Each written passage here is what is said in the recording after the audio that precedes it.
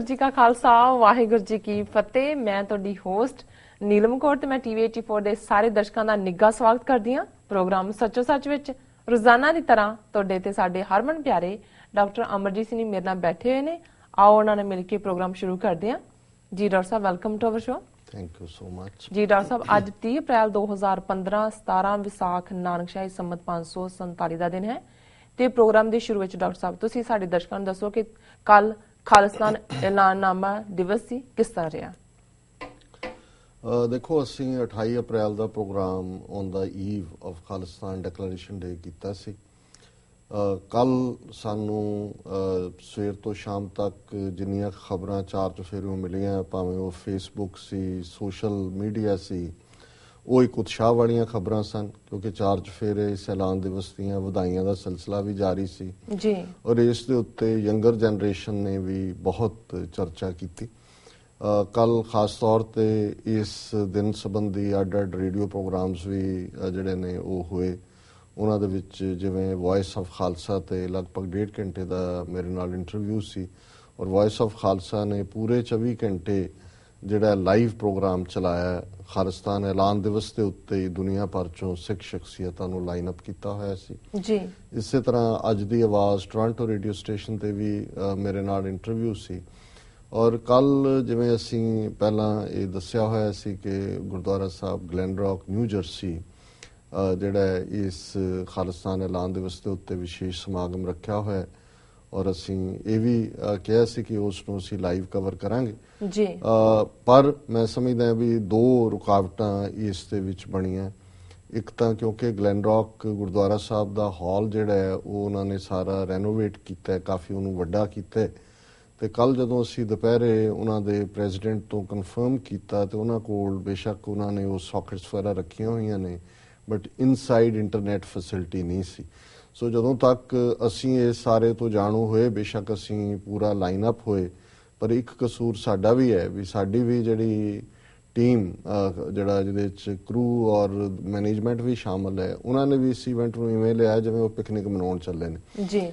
ਹਾਲਾਂਕਿ ਨਿਊਯਾਰਕ ਤੋਂ new jersey ਜਾਣ ਦੇ ਲਈ ਬ੍ਰਿਜ ਕ੍ਰਾਸ ਕਰਨਾ ਪੈਂਦਾ ਹੈ, ਈਵਨਿੰਗ ਆਵਰਸ, ਟ੍ਰੈਫਿਕ, ਔਰ ਉਸ ਦਾ ਨਤੀਜਾ ਇਹ ਹੋਇਆ ਕਿ ਉੱਥੇ ਅਸੀਂ ਟ੍ਰੈਫਿਕ ਦੇ ਵਿੱਚ ਵੀ ਸਟਕ ਹੋਏ। ਇਕਵਿਪਮੈਂਟ ਨੂੰ ਕਿਵੇਂ ਜਿਹੜਾ ਉਹ ਕੰਪੈਟੀਬਿਲਿਟੀ ਕਰਨੀ ਹੈ, ਸਟੂਡੀਓ ਤੋਂ ਤੁਰਦਿਆਂ ਵੀ ਲੇਟ ਹੋਏ ਜੀ। ਸੋ ਜਦੋਂ ਤੱਕ ਅਸੀਂ ਉੱਥੇ ਪਹੁੰਚੇ, ਭਾਵੇਂ ਉਹਨਾਂ ਨੇ ਵੇਟ ਕਰਕੇ ਡਿਲੇ ਵੀ ਥੋੜਾ ਬਹੁਤ ਕੀਤਾ ਹੈ, ਆਲਰੇਡੀ ਅੱਧਿਓਂ ਜ਼ਿਆਦਾ ਪ੍ਰੋਗਰਾਮ ਜਿਹੜਾ ਉਹ ਗੁਜ਼ਰ ਚੁੱਕਾ ਸੀ ਔਰ ਉਸ ਸਾਰੀ ਇਨਕੰਪੈਟੀਬਿਲਿਟੀ ਦੇ ਵਿੱਚ ਹੀ ਸਟੂਡੀਓ ਦੇ ਨਾਲ ਜਾਂ ਉੱਥੇ ਦੇ ਸਿਸਟਮ ਨਾਲ ਇਹ ਪ੍ਰੋਗਰਾਮ ਲਾਈਵ ਨਹੀਂ ਹੋ ਸਕਿਆ ਔਰ ਅਸੀਂ ਇਸ ਦੇ ਲਈ ਆਪਣੇ ਦਰਸ਼ਕਾਂ ਤੋਂ, ਸਰੋਤਿਆਂ ਤੋਂ ਮਾਫੀ ਚਾਹੁੰਦੇ ਜੀ ਕਿਉਂਕਿ ਅਸੀਂ ਇਸ ਗੱਲ ਨੂੰ ਮੱਦੇਨਜ਼ਰ ਰੱਖਦੇ ਹਾਂ ਕਿ ਪ੍ਰੋਗਰਾਮ ਲਾਈਵ ਹੋਏਗਾ। ਅਸੀਂ ਕੱਲ ਦਾ 8 ਤੋਂ 9 ਵਾਲਾ ਪ੍ਰੋਗਰਾਮ ਵੀ ਜਿਹੜਾ ਹੈ ਉਹ ਲਾਈਨ ਅਪ ਨਹੀਂ ਸੀ ਕੀਤਾ ਹੋਇਆ, ਸੋ ਸਾਨੂੰ ਪਰਸੋਂ ਵਾਲਾ ਪ੍ਰੋਗਰਾਮ ਜਿਹੜਾ ਰੈਲੇਵੈਂਟ ਸੀ 29 ਅਪ੍ਰੈਲ ਦੇ ਨਾਲ, ਪਰ ਉਹੀ ਸਾਨੂੰ ਰਿਪੀਟ ਕਰਨਾ ਪਿਆ। ਪਰ ਜਿਹੜਾ ਪ੍ਰੋਗਰਾਮ ਕੱਲ ਜਿੰਨਾ ਕੁ ਰਿਕਾਰਡ ਹੋਇਆ ਉੱਥੇ ਔਨ ਦਾ ਸਪੌਟ, ਜਿਹਦੇ ਸਾਡੀ ਸਪੀਚ ਹੈ ਜਾਂ ਬਿਗਨਿੰਗ ਇੱਕ ਸ਼ਬਦ ਹੈ, ਉਹ ਜ਼ਰੂਰ ਆਉਣ ਵਾਲੇ ਦਿਨਾਂ 'ਚ ਜਿਹੜਾ ਉਹ ਦਰਸ਼ਕਾਂ ਦੇ ਨਾਲ ਜਿਹੜਾ ਉਹ ਸਾਂਝਾ ਕਰਾਂਗੇ। ਸੋ ਇਸ ਕੋਤਾਹੀ ਦੇ ਲਈ ਅਸੀਂ ਮਾਫੀ ਚਾਹੁੰਦੇ ਔਰ ਮੈਂ ਆਪਣੇ ਆਪ 'ਚ ਵੀ ਕੋਈ ਠੀਕ ਮਹਿਸੂਸ ਨਹੀਂ ਕਰਦਾ ਕਿਉਂਕਿ ਖਾਸ ਤੌਰ ਤੇ ਜਦੋਂ ਅਸੀਂ ਹੋਪਸ ਦੀ ਬਾਰ ਬਹੁਤ ਰੇਜ਼ ਕੀਤੀ ਹੋਏ, ਉਹਦੇ 'ਚੋਂ ਸਬਕ ਵੀ ਨੇ ਜੀ ਜੀ ਔਰ ਸਬਕ ਮੇਰਾ ਖਿਆਲ ਹੈ ਸਾਡੀ ਟੀਮ ਦੇ ਬੰਦਿਆਂ ਨੂੰ ਜ਼ਿਆਦਾ ਨੇ ਕਿ ਵੀ ਜੇ ਕਿਸੇ ਥਾਂ ਤੇ ਟਾਈਮ ਤੇ ਪਹੁੰਚ ਜਾਈਏ ਤੇ ਕੋਈ ਗੁਨਾਹ ਨਹੀਂ ਹੁੰਦਾ ਜੀ। ਔਰ ਉਹਦੇ ਲਈ ਪਹੁੰਚਣ ਲਈ ਜੇ ਤੁਸੀਂ ਖਾਸ ਤੌਰ ਤੇ ਜਦੋਂ ਤੁਸੀਂ ਈਵਨਿੰਗ ਆਵਰਸ ਟਰੈਵਲ ਕਰਦੇ ਹੋ, ਘੰਟਾ 1.5 ਘੰਟਾ ਐਕਸਟਰਾ ਰੱਖ ਕੇ ਤੁਰਨਾ ਜਿਹੜਾ ਹੈ ਉਹ ਬਿਹਤਰ ਹੁੰਦਾ ਹੈ ਬਜਾਏ ਕਿ ਅਸੀਂ ਕੈਲਕੂਲੇਟ ਕਰੀਏ ਕਿ ਜੀ ਇੰਨੇ ਮੀਲ ਨੇ ਅਸੀਂ ਇੰਨੀ ਦੇਰ 'ਚ ਪਹੁੰਚ ਜਾਣਾ। ਜੀ ਜੀ। ਦੂਸਰਾ ਪਾਰਟ ਜਿਵੇਂ ਮੈਂ ਦੱਸਿਆ ਕਿ ਵੀ ਇਸ ਦੀ ਚਾਰ ਚੁਫੇਰੇ ਖਾਲਿਸਤਾਨ ਡੇ ਦੇ ਉੱਤੇ ਔਰ ਅਸੀਂ TV 84 ਨਿਊਜ਼ ਦੇ ਹਵਾਲੇ ਨਾਲ ਵੀ ਇਹ ਸਾਰੇ ਹੀ ਦਿਨ ਜਿਹੜੇ ਨੇ ਪਿਛਲੇ 3-4 ਦਿਨ ਤੋਂ ਇਹਦੇ ਨਾਲ ਸੰਬੰਧਿਤ ਹੀ ਜਿਹੜੇ ਨੇ ਸਾਡੇ ਇੰਟਰਵਿਊਜ਼ ਚੱਲ ਰਹੇ ਨੇ ਔਰ ਅੱਜ ਦਾ ਵੀ ਪ੍ਰੋਗਰਾਮ ਇਸ ਨਾਲ ਸੰਬੰਧਿਤ ਹੀ ਹੋਏਗਾ, ਕੱਲ ਦਾ ਵੀ ਇਸ ਤੇ ਹੋਏਗਾ ਜੀ। ਸੋ ਅਸੀਂ TV 84 ਦੇ ਵੀ ਤੇ ਇਹ ਹਫਤਾ ਜਿਹੜਾ ਹੈ ਇਹ ਐਟਰੀਬਿਊਟ ਕੀਤਾ ਹੈ ਖਾਲਿਸਤਾਨ ਡਿਕਲੇਰੇਸ਼ਨ ਡੇ ਨੂੰ ਔਰ ਇਹ ਜ਼ਰੂਰ ਨਿਊ ਜਰਸੀ ਵੀ ਵਿਚਾਰਾਂ ਹੋਈਆਂ ਕਿਉਂਕਿ ਅਗਲਾ ਸਾਲ 2016 30ਵੀਂ ਐਨੀਵਰਸਰੀ ਹੋਏਗੀ ਖਾਲਿਸਤਾਨ ਡਿਕਲੇਰੇਸ਼ਨ ਡੇ ਦੀ। ਉਸ ਦੇ ਲਈ ਅਸੀਂ ਕੋਸ਼ਿਸ਼ ਕਰਾਂਗੇ ਕਿ ਦੁਨੀਆ ਭਰ ਦੇ ਵਿੱਚ ਹੁਣ ਤੋਂ ਹੀ ਪੂਰੀਆਂ ਤਿਆਰੀਆਂ ਹੋਣ ਸਾਲ ਪਹਿਲਾਂ ਔਰ ਉਸ ਨੂੰ ਜਿਹੜਾ ਡੈਕਲੇਰੇਸ਼ਨ ਵਾਲੀ ਸਪਿਰਿਟ ਦੇ ਵਿੱਚ ਹੀ, ਜਿਵੇਂ ਇੱਥੇ 4 ਜੁਲਾਈ ਦੀ ਸਪਿਰਿਟ ਹੈ, ਉਸ ਦੇ ਵਿੱਚ ਹੀ ਸੈਲੀਬ੍ਰੇਟ ਕੀਤਾ ਜਾਏ। ਸੋ ਇਹ ਸਾਡੀ ਜਿਹੜੀ ਹੈ 29 ਅਪ੍ਰੈਲ ਦੀ ਲੰਗੜੀ ਜਿਹੀ ਕਾਰਗੁਜ਼ਾਰੀ ਹੈ। ਕੋਈ ਗੱਲ ਨਹੀਂ, ਨੋ ਪ੍ਰੋਬਲਮ, ਨੈਕਸਟ ਟਾਈਮ ਸਹੀ। ਤੇ ਡਾਕਟਰ ਸਾਹਿਬ ਹੁਣ ਸਾਡੇ ਦਰਸ਼ਕਾਂ ਨੂੰ ਦੱਸੋ ਕੋਈ ਅਹਿਮ ਘਟਨਾਵਾਂ। ਦੇਖੋ ਅੱਜ ਅਸੀਂ ਇਹ ਇੱਕ ਹੋਰ ਜਿਹੜੀ ਜਦੋਂ ਅਸੀਂ ਆਪਣੀ ਧਰਤੀ ਦੀ ਗੱਲ ਕਰਦੇ ਹਾਂ, ਪ੍ਰਾਈਡ ਦੀ ਗੱਲ ਕਰਦੇ ਹਾਂ, ਪੰਜਾਬ ਦੇ ਉਸ ਅਣਖੀ ਸੱਭਿਆਚਾਰ ਦੀ ਗੱਲ ਕਰਦੇ ਹਾਂ, ਗੁਰੂ ਨਾਨਕ ਸਾਹਿਬ ਦੀ ਬਾਣੀ ਜਿਹੜੀ ਸਾਡੇ ਲਈ ਰਾਹ ਦਸੇਰਾ ਹੈ, ਉਹਦੇ 'ਚ ਜਦੋਂ ਗੁਰੂ ਨਾਨਕ ਸਾਹਿਬ ਬਾਬਰ ਦੀਆਂ ਫੌਜਾਂ ਦੇ ਹੱਥੋਂ ਹੋ ਰਹੀ ਉੱਥੋਂ ਦੀ ਜਿਹੜੀ ਅਜ਼ਮਤ ਹੈ ਉਸ ਦੀ ਬੇਅਦਬੀ ਦੀ ਗੱਲ ਦੇਖਦੇ ਜੀ, ਤੇ ਉਹਦੇ 'ਚ ਗੁਰੂ ਨਾਨਕ ਸਾਹਿਬ ਮੁਸਲਮਾਨੀਆਂ ਪੜ੍ਹੇ ਕਤੇਬਾਂ ਕਸ਼ਟ ਮੇ ਕਰੇ ਖੁਦਾਏ ਵੇ ਲਾਲੋ ਜਾਤ ਸਨਾਤੀ ਹੋਰ ਹਿੰਦਵਾਣੀਆਂ ਇਹ ਵੀ ਲੇਖਿਆ ਲਾਏ ਵੇ ਲਾਲੋ। ਸੋ ਉਹਦੇ 'ਚ ਉਹਨਾਂ ਨੇ ਸਭ ਤੋਂ ਪਹਿਲਾਂ ਮੁਸਲਮਾਨ ਬੱਚੀਆਂ ਦੀ ਬੇਪਤੀ, ਔਰਤਾਂ ਦੀ ਬੇਪਤੀ ਦੀ ਗੱਲ, ਉੱਚੀ ਜ਼ਾਤ ਨੀਚੀ ਜ਼ਾਤ, ਔਰ ਫਿਰ ਜਿਨ ਸਿਰ ਸੋਹਣ ਪੱਟੀਆਂ ਮੰਗੀ ਪਾਏ ਸੰਧੂਰ ਸੇ ਸਿਰ ਕਾਤੀ ਮੁਨੀਆਂ ਗਲ ਵਿੱਚ ਆਵੈ ਧੂੜ, ਕਿ ਭਾਈ ਜਿਨ੍ਹਾਂ ਦੇ ਸਿਰਾਂ 'ਚ ਤੇ ਵਾਲਾਂ ਦੀਆਂ ਸੋਹਣੀਆਂ ਪੱਟੀਆਂ ਬਣਾਈਆਂ ਹੋਈਆਂ ਸੀ ਔਰ ਉਹਨਾਂ ਦੀ ਮੰਗ ਦੇ ਵਿੱਚ ਸੰਧੂਰ ਭਰਿਆ ਹੋਇਆ ਸੀ ਹਿੰਦੂ ਔਰਤਾਂ ਦੇ ਹਵਾਲੇ ਨਾਲ ਜੀ, ਔਰ ਅਲਟੀਮੇਟਲੀ ਉਹਨਾਂ ਨੂੰ ਕਿਵੇਂ ਜਿਹੜਾ ਬੇਪਤ ਕੀਤਾ ਜਾ ਰਿਹਾ ਹੈ, ਉਹਨਾਂ ਦੇ ਜਿਹੜਾ ਉਹਨਾਂ ਦੇ ਸਾਰਾ ਮੂੰਹ ਸਿਰ ਧੂੜ ਦੇ ਨਾਲ ਅੱਟੇ ਹੋਏ ਨੇ, ਉਹਨਾਂ ਦਾ ਜਿਹੜਾ ਸੁਹੱਪਣ ਹੈ, ਹਾਂਜੀ, ਧਨ ਜੋਬਨ ਦੋਏ ਵੈਰੀ ਹੋਏ ਜਿਨੀ ਰੱਖੇ ਰੰਗ ਲਾਏ, ਕਿ ਅੱਜ ਜਿਹੜਾ ਜੋਬਨ ਹੈ, ਖੂਬਸੂਰਤੀ ਔਰ ਧਨ ਦੋਨੋਂ ਹੀ ਵੈਰੀ ਬਣ ਗਏ। ਸੋ ਉਹ ਜਰਵਾਣੇ ਸਨ, ਇਸ ਲਈ ਗੁਰੂ ਨਾਨਕ ਸਾਹਿਬ ਨੇ ਬਾਬਰ ਨੂੰ ਵੀ ਪਾਪ ਕੀ ਜੰਜ ਲੈ ਕਾਬਲੋਂ ਧਾਇਆ ਜੋਰੀ ਮੰਗੇ ਦਾਨ ਵੇ ਲਾਲੋ। ਹੁਣ ਜੋਰੀ ਮੰਗੇ ਦਾਨ ਵੀ ਔਰਤ ਦੀ ਬੇਪਤੀ ਨਾਲ ਹੈ, ਕਿਉਂਕਿ ਅਕਸਰ ਉੱਥੋਂ ਦੀ ਜ਼ਬਾਨ ਦੇ ਵਿੱਚ ਬੱਚੀ ਦੇ ਵਿਆਹ ਨੂੰ ਕੰਨਿਆ ਦਾਨ ਕਿਹਾ ਜਾਂਦਾ ਸੀ, ਕਿ ਜੀ ਅਸੀਂ ਕੰਨਿਆ ਦਾਨ ਕੀਤੇ। ਹੁਣ ਇੱਥੇ ਜਿਹੜੀ ਇਹ ਓਪਨਿੰਗ ਸਟੇਟਮੈਂਟ ਇਹ ਹੈ ਕਿ ਜੋਰੀ ਮੰਗੇ ਦਾਨ ਵੇ ਲਾਲੋ ਗੁਰੂ ਸਾਹਿਬ ਦਾ ਫਰਮਾਨ ਹੈ। ਸੋ ਇਹ ਜ਼ਾਹਰ ਹੈ ਕਿ ਔਰਤ ਦੀ ਬੇਪਤੀ ਨਾਲ ਜੁੜਿਆ ਹੋਇਆ ਸੀ, ਔਰ ਅਸੀਂ ਹਮੇਸ਼ਾ ਉਸ ਧਰਤੀ ਦੇ ਉੱਤੇ ਮਾਣ ਕੀਤਾ ਕਿ ਇੱਥੇ ਜਦੋਂ ਤੋਂ ਗੁਰੂ ਨਾਨਕ ਸਾਹਿਬ ਦੀ ਵਿਚਾਰਧਾਰਾ ਦਾ ਸੱਭਿਆਚਾਰ ਆਇਆ, ਉਸਨੇ ਕਿਸ ਕਦਰ ਤਬਦੀਲੀ ਕੀਤੀ ਕਿ ਉਸ ਧਰਤੀ ਦੀਆਂ ਜਾਈਆਂ ਜਿਹੜੀਆਂ ਨੇ ਉਹ ਮੋੜੀ ਬਾਬਾ ਕੱਛ ਵਾਲਿਆ ਰਨ ਜਾਂਦੀ ਬਸਰੇ ਨੂੰ, ਕਿ ਲੋਕ ਬੋਲੀਆਂ 'ਚ ਹੈ ਕਿ ਭਾਈ ਉਹਨਾਂ ਨੂੰ ਇਹ ਪੰਜ ਕਕਾਰੀ ਰੂਪ ਵਾਲਾ ਖਾਲਸਾ ਉਸ ਧਰਤੀ ਦੇ ਉੱਤੇ ਜਾਮਨ ਲੱਗਦਾ ਸੀ, ਵਿਟਨੈਸ ਸੀ, ਐਵੀਡੈਂਸ ਸੀ ਕਿ ਇਹ ਇੱਥੋਂ ਦੀ ਅਜ਼ਮਤ ਨੂੰ ਬਸਰੇ, ਗਜ਼ਨੀ ਔਰ ਬਗਦਾਦ ਦੇ ਬਾਜ਼ਾਰਾਂ ਦੇ ਵਿੱਚ ਨਹੀਂ ਰੁਲਣ ਦੇਗਾ।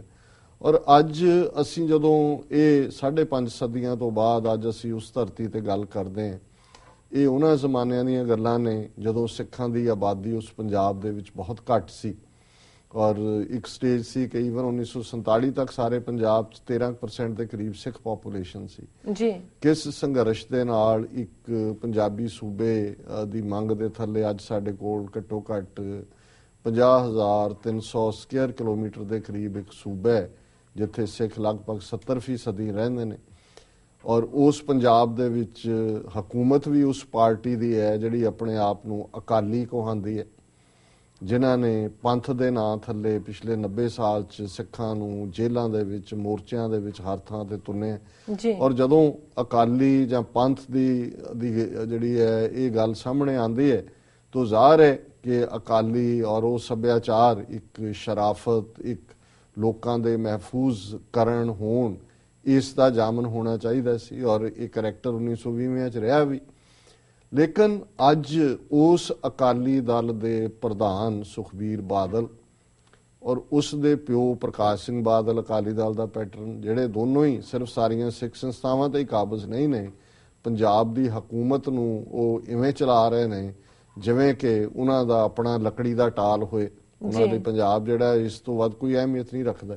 ਔਰ ਉਹਨਾਂ ਨੇ ਪੰਜਾਬ ਦੀ ਕਿਵੇਂ ਇੱਕ ਤੋਂ ਬਾਅਦ ਇੱਕ ਇੰਡਸਟਰੀ, ਕੇਬਲ ਨੈਟਵਰਕਿੰਗ, ਦੂਜੇ ਤੋਂ ਲੈ ਕੇ ਉਹ ਇੱਟਾਂ ਦੇ ਪੱਠੇ ਹੋਣ, ਟਰਾਂਸਪੋਰਟ ਹੋਏ, ਹੋਟਲ ਹੋਣ, ਰੋਡਸ ਹੋਣ, ਉਹ ਜਿਵੇਂ ਅੰਗਰੇਜ਼ੀ ਕਹਿੰਦੇ ਨੇ ਯੂ ਨੇਮ ਇਟ ਐਂਡ ਦੇ ਓਨ ਇਟ, ਕਿ ਤੁਸੀਂ ਉਹਦਾ ਨਾਂ ਲਓ ਤੇ ਮਾਲਕੀ ਉਹਨਾਂ ਦੀ ਨਿਕਲੇਗੀ। ਸੋ ਇਹਨਾਂ ਨੇ ਕਾਫੀ ਦੇਰ ਤੋਂ ਪੰਜਾਬ 'ਚ, ਕਿਉਂਕਿ ਬੱਸਾਂ ਇੱਕ ਆਮਦਨ ਵਾਲਾ ਸਾਧਨ ਹੈ ਔਰ ਪੰਜਾਬ ਦੀਆਂ ਬੱਸਾਂ ਦੇ ਵਿੱਚ ਆਰਬਿਟ ਬੱਸ ਟਰਾਂਸਪੋਰਟ ਜਿਹੜੀ ਹੈ ਇਹ ਬਾਦਲਾਂ ਦੀ ਹੈ ਕੰਪਨੀ, ਔਰ ਇਹਦੇ 'ਚ ਹਕੂਮਤ ਕਿਉਂਕਿ 5ਵੀਂ ਵਾਰ ਮੁੱਖ ਮੰਤਰੀ ਬਣਿਆ, ਬਾਕੀ ਤਾਂ ਜਿਹੜੇ ਮੇਨ ਰਾਊਟ ਹੈ ਉਹ ਤਾਂ ਇਹਨਾਂ ਨੇ ਲਏ ਹੀ ਨੇ। ਇੱਕ ਵਿਕਰਮ ਮਜੀਠੀਆ ਨੇ ਵੀ ਆਪਣੀ ਹੈ ਉਹਦੀ ਕੰਪਨੀ, ਉਹਨਾਂ ਨੇ ਉਧਰ ਦੇ ਰੂਟ ਲਏ ਹੋਏ ਨੇ ਜੀ। ਪਰ ਇਸ ਤੋਂ ਇਲਾਵਾ ਜਿਹੜੇ ਲੋਕ ਉੱਥੇ ਟਰਾਂਸਪੋਰਟ 'ਚ ਨੇ, ਅੱਜ ਹੀ ਮੇਰੀ ਕਿਸੇ ਨਾਲ ਗੱਲ ਹੋ ਰਹੀ ਸੀ, ਉਹ ਕਹਿੰਦੇ ਜੀ ਹਰ 3 ਬੱਸਾਂ ਜਿਹੜੀਆਂ ਆਰਬਿਟ ਦੀਆਂ ਰਾਊਟ ਦੇ ਉੱਤੇ ਚੱਲਦੀਆਂ ਲਾਇਸੈਂਸ ਦੇ ਥੱਲੇ, ਕਿਉਂਕਿ ਉਹਨਾਂ ਨੇ ਹੀ ਦੇਣਾ, ਉਹਦੇ ਨਾਲ 2 ਇਹਨਾਂ ਦੀਆਂ ਇਲੀਗਲ ਬੱਸਾਂ ਨੇ। ਔਰ ਇਸ ਕਿਸਮ ਦਾ ਜਿਹੜਾ ਉਹਨਾਂ ਨੇ ਬਿਲਕੁਲ ਕੋਈ, ਕਿਉਂਕਿ ਔਰ ਜਿੱਥੇ ਉਹਨਾਂ ਨੂੰ ਕੋਈ ਰੋਕਦਾ ਨਹੀਂ ਹੈ, ਕੋਈ ਟਰਾਂਸਪੋਰਟ ਅਧਿਕਾਰੀ, ਕੋਈ ਪੁਲਿਸ ਅਧਿਕਾਰੀ, ਜੋ ਹੀ ਆਰਬਿਟ ਪੜ੍ਹਦੇ ਨੇ ਕਹਿੰਦੇ ਜੀ ਬਾਦਲਾਂ ਦੀਆਂ ਬੱਸਾਂ। ਔਰ ਇਸ ਆਰਬਿਟ ਬੱਸ ਟਰਾਂਸਪੋਰਟ ਕੰਪਨੀ ਦੀ ਇੱਕ ਬੱਸ ਦੇ ਵਿੱਚ ਜਿਹੜਾ ਘਿਨਾਉਣਾ ਵਾਕਿਆ ਹੋਇਆ, ਜਿਸ ਦੀ ਗੂੰਜ ਸਿਰਫ ਅੱਜ ਪੰਜਾਬ ਦੇ ਵਿੱਚ ਹੀ ਨਹੀਂ ਹੈ, ਈਵਨ ਭਾਰਤੀ ਰਾਜ ਸਭਾ ਪਾਰਲੀਮੈਂਟ ਦੇ ਵਿੱਚ 5 ਮਿੰਟ ਦੀ ਕਾਰਵਾਈ ਰੋਕਣੀ ਪਈ, ਕਿਉਂਕਿ ਇਸ ਨੂੰ ਜਿਹੜੇ ਜਾਣਕਾਰ ਨੇ ਉਹਨਾਂ ਨੇ ਈਵਨ ਦੂਜਾ ਨਿਰਭੈ ਕੇਸ ਦੱਸਿਆ ਕਿ ਜਿਵੇਂ ਇੱਕ ਦਿੱਲੀ ਦੇ ਵਿੱਚ ਬੱਚੀ ਦੇ ਨਾਲ ਜੋ ਹੋਇਆ ਔਰ ਕਿਵੇਂ ਸਾਰਾ ਦੇਸ਼ ਹਿੱਲ ਗਿਆ ਸੀ। ਔਰ ਅੱਜ ਸਾਡੀ ਉਸ ਗੁਰੂਆਂ ਦੀ ਧਰਤੀ ਤੇ ਉਹ ਪੰਥ ਜਿਹੜਾ ਇੱਜ਼ਤ ਅਜ਼ਮਤ ਦੇ ਲਈ ਗੈਰ ਵੀ ਸਾਡੇ ਵੱਲ ਬੀਬੀਆਂ ਬੱਚੀਆਂ ਦੇਖਦੀਆਂ ਸੀ, ਔਰ ਇਸ ਬੱਸ ਦੇ ਵਿੱਚ ਜਿਹੜੀ ਕਿ ਬੱਸ ਮੋਗੇ ਤੋਂ ਬਠਿੰਡਾ, ਮੋਗਾ ਬਠਿੰਡਾ ਹਾਈਵੇ ਤੇ ਜਾ ਰਹੀ ਸੀ, ਇੱਕ ਗਰੀਬ ਮਾਂ ਜਿਹੜੀ ਦਲਿਤ ਪਰਿਵਾਰ ਨਾਲ, ਬਹੁਤ ਗਰੀਬ ਜਿਹੜੇ ਵਿਚਾਰਾ ਦਿਹਾੜੀ ਕਰਕੇ ਮਜ਼ਦੂਰੀ ਕਰਕੇ ਖਾਂਦੇ ਨੇ, ਸ਼ਿੰਦਰ ਕੌਰ, ਉਹ ਆਪਣੀ ਟੀਨਏਜ ਬੱਚੀ ਦੇ ਨਾਲ ਔਰ ਬੇਟੇ ਦੇ ਨਾਲ ਉਸ ਬੱਸ ਦੇ ਉੱਤੇ ਚੜ੍ਹੀ। ਔਰ ਜਿਉਂ ਹੀ ਉਸ ਬੱਸ ਦੇ ਵਿੱਚ ਉਹ ਸਫ਼ਰ ਕਰ ਰਹੀ ਸੀ, ਬੱਸ ਦੇ ਕੰਡਕਟਰ ਨੇ ਜਿਹੜੇ ਨੇ ਉਹ ਭੱਦੇ ਰਿਮਾਰਕ ਪਾਸ ਕਰਨੇ ਸ਼ੁਰੂ ਕੀਤੇ ਉਹਦੇ ਤੇ। ਔਰ ਉਹਨੇ ਜਦੋਂ ਪ੍ਰੋਟੈਸਟ ਕੀਤਾ ਉਹਦੇ ਭਰਾ ਨੇ, ਤੇ ਫਿਰ ਜਿਹੜਾ ਡਰਾਈਵਰ ਹੈ ਉਹ ਵੀ ਉਹਨਾਂ ਦੇ ਨਾਲ, ਡਰਾਈਵਰ ਨੇ ਬੱਸ ਤੇਜ਼ ਕਰ ਲਈ ਔਰ ਉਹਦੇ ਨਾਲ ਉਹਨਾਂ ਨੇ ਛੇੜਛਾੜ ਸ਼ੁਰੂ ਕਰ ਦਿੱਤੀ। ਫਿਰ ਕਿਸੇ ਟੋਲ ਤੇ ਕਿ ਕਿਤੇ ਉਹ ਬੱਸ ਰੁਕੀ, ਇੱਕ ਹੋਰ ਚੜ ਗਿਆ ਨਾਲ, ਉਹਨੇ ਵੀ ਉਹੀ ਕੀਤਾ। ਔਰ ਅਲਟੀਮੇਟਲੀ ਇਸ ਕਦਰ ਉਹਨਾਂ ਦੀ ਦੁਹਾਈ ਕਿਸੇ ਨੇ ਨਹੀਂ ਸੁਣੀ। ਅਖੀਰ ਉਹਨਾਂ ਨੇ ਚਲਦੀ ਬੱਸ ਚੋਂ ਉਸ ਬੱਚੀ ਨੂੰ ਬਾਹਰ ਧੱਕਾ ਦੇ ਦਿੱਤਾ, ਜਿਹਦੀ ਮੌਤ ਹੋ ਗਈ, ਮਾਂ ਨੂੰ ਵੀ ਦਿੱਤਾ ਔਰ ਭਰਾ ਨੂੰ ਵੀ, ਉਹਦੇ ਬੇਟੀ ਦੇ ਨੂੰ, ਜਿਹੜੀ ਬੱਚੀ ਦੀ ਡੈਥ ਹੋਈ। ਹੁਣ ਇਹ ਇੱਕ ਐਸਾ ਵਾਕਿਆ ਹੈ ਜਿਸ ਦੇ ਲਈ ਸ਼ਰਮਸਾਰੀ ਤੋਂ ਬਿਨਾਂ, ਭਾਵੇਂ ਅਸੀਂ ਬਾਦਲਾਂ ਦੇ ਕ੍ਰਿਟਿਕ ਹੈ, ਸਾਨੂੰ ਪਤਾ ਹੈ ਹੱਥ ਠੋਕੇ ਨੇ RSS ਦੇ ਦੂਜੇ, ਪਰ ਜਦੋਂ ਕੋਈ ਗੱਲ ਪੰਜਾਬ ਦੇ ਹਵਾਲੇ ਨਾਲ ਹੁੰਦੀ ਹੈ, ਸਿੱਖਾਂ ਦੇ ਹਵਾਲੇ ਨਾਲ ਗੱਲ ਹੁੰਦੀ ਹੈ, ਔਰ ਇਸ ਕਿਸਮ ਦਾ ਵਾਕਿਆ ਹੋਣਾ, ਇਹ ਕਲੰਕ ਅਸੀਂ ਕਿੱਥੇ ਤੋਂ ਆਵਾਂਗੇ। ਜੀ ਜੀ ਬਿਲਕੁਲ। ਔਰ ਜਿਹੜੀ ਸਭ ਤੋਂ ਤੁਸੀਂ ਦੇਖਦੇ ਹੋ, ਔਰ ਹਾਲਾਂਕਿ ਕਈ ਵਾਰ ਡਿਵਾਈਨ ਰੈਟਰੀਬਿਊਸ਼ਨ ਹੁੰਦੀ ਹੈ, ਹੁਣ ਅਸੀਂ ਤਾਂ ਜਿਹੜੇ ਆ ਬੇਵਸ ਹੀ ਹੋ ਗਏ ਕਿ ਇਸ ਕਿਸਮ ਦੇ ਗੁੰਡਾ ਐਲੀਮੈਂਟ ਨੂੰ ਜਾਂ ਵਿਕਾਂਦਰੂ ਮਾਲ ਨੂੰ, ਜਿਹਨੂੰ ਏਜੰਸੀਆਂ ਨੇ ਖੜਾ ਕੀਤਾ, ਜਿਹਨੇ ਪੰਜਾਬ ਦੀ ਜਵਾਨੀ ਨੂੰ ਨਸ਼ਈ ਬਣਾਇਆ, ਕਿਵੇਂ ਰੋਕਿਆ ਜਾਏ। ਪਰ ਕਈ ਵਾਰ ਕੁਝ ਚੀਜ਼ਾਂ ਇਹ ਨਹੀਂ ਹੈ। ਅਕਸਰ ਜਿਹੜੀ ਰੱਬ, ਇਹ ਕਿਹਾ ਜਾਂਦਾ ਸਾਡੇ ਲੋਕ ਅਖਾਣਾਂ 'ਚ ਵੀ ਕਿ ਰੱਬ ਦੇ ਘਰ ਜਿਹੜੀ ਹੈ ਦੇਰ ਹੈ, ਹਨੇਰ ਨਹੀਂ ਹੈ ਜੀ। ਔਰ ਰੱਬ ਦੀ ਲਾਠੀ ਬੇਆਵਾਜ਼ ਹੁੰਦੀ ਹੈ। ਔਰ ਜਿਵੇਂ ਇਸ ਕਾਂਡ ਨੇ ਇਹਨਾਂ ਨੂੰ ਐਕਸਪੋਜ਼ ਕੀਤਾ ਹੈ, ਹੁਣ ਬਾਦਲ ਜਿਹੜਾ ਹੈ ਉਹ ਕਹਿ ਰਿਹਾ ਜੀ ਕਿ ਹਾਂ ਇਹ ਕੰਪਨੀ ਤਾਂ, ਮੈਂ ਤਾਂ ਨਹੀਂ ਗਿਆ ਕਦੇ ਇਹਦੇ ਦਫ਼ਤਰ ਜਾਂ ਦੂਜੇ, ਮੈਂ ਸੁਖਬੀਰ ਨਾਲ ਗੱਲ ਕਰਾਂਗਾ ਜੀ। ਔਰ ਇਹ ਹਿਮਾਲਯਨ ਬਲੰਡਰ ਹੈ, ਇਹ ਉਹਨੇ ਸ਼ਬਦ ਕੀਤਾ, ਇਹ ਜੀ ਹਿਮਾਲਿਆ, ਉਹ ਬਲੰਡਰ ਨਹੀਂ ਹੈ, ਕ੍ਰਾਈਮ ਹੈ, ਕ੍ਰਿਮੀਨਲ ਹੈ ਜੀ। ਇੱਕ ਵਾਕਿਆ ਪਿੱਛੇ ਜਿਹੜੀ ਉਬੇ ਜਾਂ ਉਭੀ ਕੁਛ ਇਸ ਕਿਸਮ ਦੀ ਟੈਕਸੀ ਹੈ, ਜਿਹੜੀ ਗਲੋਬਲ ਨੈਟਵਰਕ ਹੈ, ਉਹ ਕਿਸੇ ਬੀਬੀ ਨੇ ਦਿੱਲੀ ਦੇ ਨੇੜੇ, ਉਬਰ ਦਿੱਲੀ ਦੇ ਨੇੜਿਓਂ ਹਾਇਰ ਕੀਤੀ, ਉਹਦੇ ਨਾਲ ਜਿਹੜਾ ਉਹ ਰੇਪ ਹੋਇਆ। ਔਰ ਉਹਦਾ ਨਤੀਜਾ ਇਹ ਸੀ ਕਿ ਫੌਰਨ ਉਹ ਸਾਰੀ ਕੰਪਨੀ ਦੀਆਂ ਜਿਹੜੀਆਂ ਗੱਡੀਆਂ ਸੀ ਆਫ ਦਾ ਰੋਡ ਕਰ ਦਿੱਤੀਆਂ, ਲਾਇਸੈਂਸ ਕੈਂਸਲ ਕਰਤੇ, ਕੇਸ ਰਜਿਸਟਰ ਹੋਇਆ। ਸ਼ਾਇਦ ਉਹ ਕੁੜੀ ਇਥੋਂ ਨਿਊ ਜਰਸੀ ਤੋਂ ਗਈ ਹੋਈ ਸੀ, ਇੰਡੀਅਨ ਗੁਜਰਾਤੀ ਜਾਂ ਕੋਈ ਸੀ, ਉਹ ਇੱਥੇ ਵੀ ਉਹਨੂੰ ਲਾ ਸੂਟ ਕਰਨਾ ਚਾਹੁੰਦੀ ਹੈ। ਹੁਣ ਇੱਕ ਪਾਸੇ ਤਾਂ ਇਹ ਹਾਲ ਹੈ, ਦੂਜੇ ਪਾਸੇ ਇੱਕ ਆਪਣੇ ਆਪ ਨੂੰ ਜਿਹੜਾ ਜਿਹਨੂੰ ਉੱਥੇ ਸਭ ਤੋਂ ਜੀ ਬੜਾ ਅਨੁਭਵੀ ਸਟੇਟਸਮੈਨ ਔਰ ਫਲਾਣਾ, ਉਹ ਕਹਿ ਰਿਹਾ ਜੀ ਮੈਂ ਇਹ ਹਿਮਾਲਯਨ ਬਲੰਡਰ ਹੈ ਔਰ ਮੈਂ ਗੱਲ ਕਰਾਂਗਾ। ਔਰ ਤੁਸੀਂ ਕਿਵੇਂ,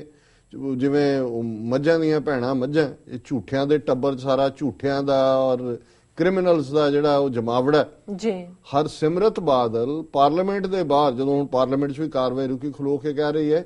ਕਿ ਜੀ ਅਸੀਂ ਇਨਵੈਸਟੀਗੇਟ ਕਰ ਰਹੇ ਹਾਂ ਕਿ ਇਹਨਾਂ ਬੱਸਾਂ ਦੀ ਮਾਲਕੀ ਕਿਹਦੇ ਕੋਲ ਹੈ। ਉਹ ਜਿਹੜਾ ਤੈਨੂੰ ਰੋਜ਼ ਲਿਫਾਫਾ ਭਰ ਕੇ ਉਹ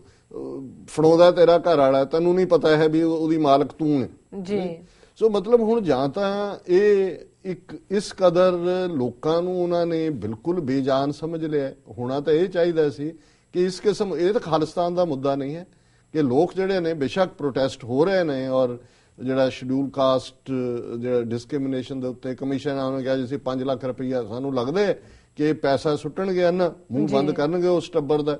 ਔਰ ਇਹ ਜਿਹੜਾ ਇਸ ਲੈਵਲ ਦਾ, ਔਰ ਅਸੀਂ ਸਮਝਦੇ ਹਾਂ ਵੀ ਇਸ ਮਾਮਲੇ 'ਚ ਆਮ ਆਦਮੀ ਪਾਰਟੀ ਨੇ ਪਾਰਲੀਮੈਂਟ ਦੇ ਵਿੱਚ ਚੰਗੀ ਪਰਫਾਰਮੈਂਸ ਦਿੱਤੀ ਹੈ, ਉਹਨਾਂ ਨੇ ਇਸ ਨੂੰ ਪੂਰਾ ਹਾਈਲਾਈਟ ਕੀਤਾ ਹੈ। ਔਰ ਈਵਨ ਟ੍ਰਿਬਿਊਨ ਐਡੀਟੋਰੀਅਲ ਅੱਜ ਹੀ ਮੈਂ ਦੇਖ ਰਿਹਾ ਸੀ, ਉਹਨੇ ਲੰਬਾ ਚੌੜਾ ਇਹ ਸਾਰੀ ਘਟਨਾ ਨੂੰ ਦੇ ਕੇ ਉਹਨੇ ਕਿਹਾ ਹੁਣ ਇਹ ਵੀ ਮੰਗ ਕੀਤੀ ਗਈ ਕਿ ਬਾਦਲ ਦੇ ਖਿਲਾਫ ਕ੍ਰਿਮੀਨਲ ਕੇਸ ਰਜਿਸਟਰ ਕੀਤਾ ਜਾਏ। ਪਰ ਇਹਦੇ ਨਾਲ ਹੀ ਟ੍ਰਿਬਿਊਨ ਨੇ ਇਹ ਕਿਹਾ ਕਿ why shouldn't the owners of the bus be not held accountable, ਕਿ V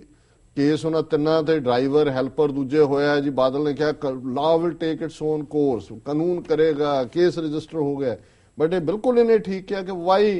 Y shouldn't the owners of the bus be held accountable, ਜਿਹੜੇ ਮਾਲਕ ਨੇ ਉਹ ਕੌਣ ਸਟਾਫ ਹੈ ਔਰ ਇਲੀਗਲ ਹੋਣਗੇ, ਉਹਨਾਂ ਕੋਲ ਡਰਾਈਵਿੰਗ ਲਾਇਸੈਂਸ ਵੀ ਨਹੀਂ ਹੋਣੇ ਕਿਉਂਕਿ ਬੱਸਾਂ ਇਹਨਾਂ ਦੀਆਂ ਇਲੀਗਲ ਅਪਲਾਈ ਕਰਦੀਆਂ। ਸੋ ਮੈਂ ਸਮਝਦਾ ਵੀ ਇਹ ਸਾਰੇ ਚ, ਔਰ ਉਹ ਜਿਹੜਾ ਇਹਨਾਂ ਨੇ ਮਰਡਰਰ ਡਾਇਰੈਕਟਰ ਜਨਰਲ ਪੁਲਿਸ ਲਾਇਆ ਹੋਇਆ ਸੁਮੇਧ ਸੈਣੀ, ਉਹ ਕਹਿੰਦਾ ਆਈ don't know the exact ownership, ਕਿ ਮੈਨੂੰ ਨਹੀਂ ਪਤਾ ਵੀ ਇਸ ਕੰਪਨੀ ਦੀ, ਬਟ ਨਾਲ ਉਹਨੇ ਕਿਹਾ but maybe Sukhbir, but I don't know the exact ownership. So ਮੈਂ ਸਮਝਦਾ ਵੀ ਜੇ ਇਸ ਕਿਸਮ ਦੀ ਜਿਹੜੀ ਲਾਲੈਸਨੈਸ ਔਰ ਐਨਾਰਕੀ ਹੈ,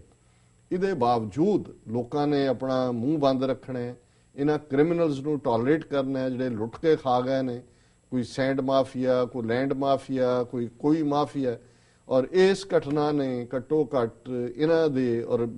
ਜਿਹੜਾ ਇਹ ਕ੍ਰਿਮੀਨਲ ਇਹਨਾਂ ਦਾ ਲੈਪਸ ਹੈ ਇਸ ਨੂੰ ਸਾਹਮਣੇ ਲਿਆਂਦਾ ਹੈ। ਲੈਟ ਵੀ ਹੋਪ ਕਿ ਐਟਲੀਸਟ ਕਈ ਵਾਰ ਕੋਈ ਨਿੱਕੀ ਜਿਹੀ ਘਟਨਾ ਹੀ ਸਪਾਰਕ ਬਣਦੀ ਹੈ ਜਿਹੜੀ ਚੇਂਜ ਦਾ ਕਾਰਨ ਬਣਦੀ ਹੈ, ਕਿ ਇਹਦੇ ਨਾਲ